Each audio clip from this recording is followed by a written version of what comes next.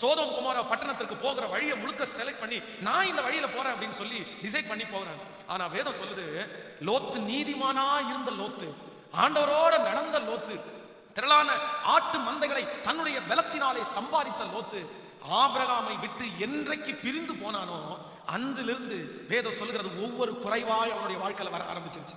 வேதம் சொல்லுது, அவனுடைய பிள்ளைகளை அவன் இழந்தான், அவனுடைய மனைவி உப்புத்தூணாய் மாற்றப்பட்டாள், அவனுடைய சொத்துக்கள் எல்லாம் பறி போனது. கடைசியில் அவனுடைய பிள்ளைகளும் அவனும் மலையிலே குடியிருக்கும் போது தன்னுடைய பிள்ளைகள் இனி சந்ததி வராது என்று சொல்லி தன் தகப்பனாரோட சேர்ந்து தவறாய் நடந்து ஒரு சாபமுள்ள சந்ததியை பெற்றெடுக்கிறார்.